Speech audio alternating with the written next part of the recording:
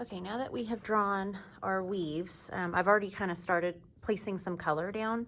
And so for this project, what you're going to do is pick a pair of complementary colors. So yesterday we went over that your combinations could be, on the color wheel, it has to be colors that are across from one another. So red, complementary pair would be green. So you could pick red and green. You could pick blue and orange, or you could pick yellow and violet. Okay, so again, look at your color wheel and see what colors are directly across from each other. So I picked orange and blue, and so those are the two colors I'm going to use on my weaving worksheet. And so whenever you're coloring on this, we're going to be using value in terms of how we're coloring this. We're not coloring this just back and forth and laying down one flat color. So if you're looking at your weaving worksheet, your weaves are going underneath and on top of one another. So where your weaves are underneath another weave, it's going to be slightly darker underneath here, which means you're going to color a lot more layers and a lot harder whenever you are trying to color in the shadow area. What you don't want is you don't want it just to be dark and then all of a sudden very light. It needs to have a shift. So again, this is all about pencil control. Colored pencils are a very slow medium, which means it does take some time to get good layering down.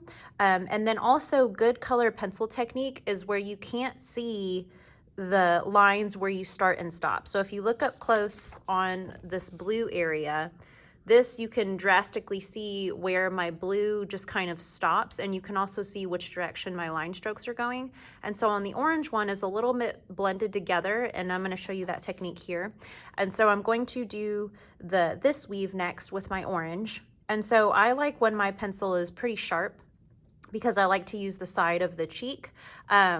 But whenever I hold my colored pencil, I don't hold it like this. I don't have a whole lot of control here. If you see, my wrist is really tight and it's in tension. And so the way I like to hold my colored pencil is from the side like this, and it feels kind of weird at first, but what you want to do with your colored pencils is you always want to lay in just a nice light layer. And it looks like I'm coloring in straight lines, but I'm actually coloring in various directions, kind of in an oval motion. And so I'm going to just kind of lay some color in. The reason you want to color in different directions is because you want the pigment to kind of mix around on the paper. If you color in just one direction, it's going to show that you're coloring just in that one direction. And so once I lay my flat color down, again, I have to think, okay, where's my shadow going to be? Because now I'm going to have to lay in some more color. It's going to be underneath where it goes underneath this blue one. So what I'm going to do is I might get a middle grip of my colored pencil, and I'm going to start adding, I'm not pressing down very hard, but I'm adding a little bit more color towards this underlay, I guess, is what you would call it. It's going underneath, underlap, I guess.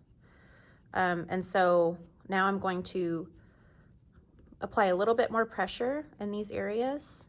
And if you notice, I'm going in circles, I'm kind of going back and forth. But as you're going towards this part, which would be over, it's going to be a little bit lighter. You're going to lighten up your pressure and try to gradually take your color a little bit lighter. Now, a lot of people don't realize that, let's say you did go a little bit too dark, you could get your eraser, and it won't take it all the way off, but you can still lift up a little bit of pigment to where now it looks more like a highlight, okay? And so if you wanted to make this a little bit darker, you could. And then I'm gonna go underneath here. So again, I'm going to lay in some more color. And so again, I'm not pushing down with a whole bunch of pressure, because once you add in a whole lot of pressure, it's really hard to get those pencil streaks gone. And I'll even turn my paper around too, which is easier to add different directions to your paper.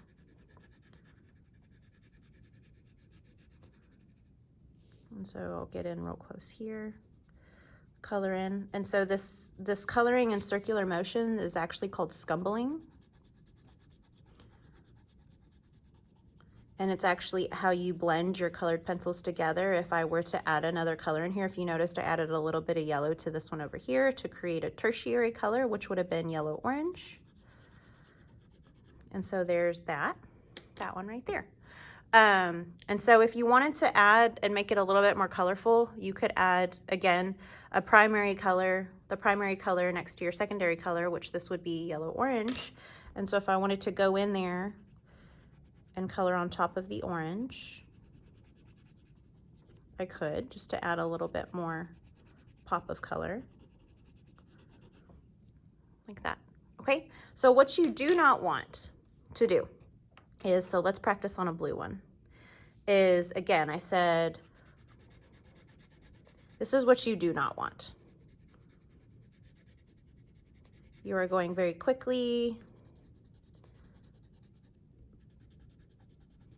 and then I'll even have some students do this to fill in the white, and then they'll get their eraser, because I told them they could use their eraser, and then they'll just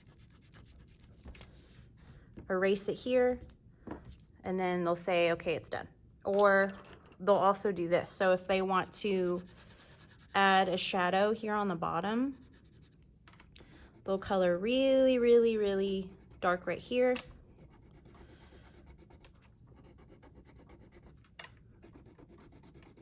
So this is incorrect. This is not what I want, okay? This is also not what I want. Any of these three variations are what your weaving worksheet needs to look like finished, because for our learning objectives, I am looking for, did you pick a color scheme of complementary colors? So you had to pick any of those pairs that we talked about. And then you also have to know how to correctly color, layer, and blend using colored pencils. So again, this does not define the learning target, neither does this, as well as just picking two random colors that aren't complementary colors. Those are also not going to get you a good grade for this worksheet. So I hope you have fun. Let me know if you have any questions.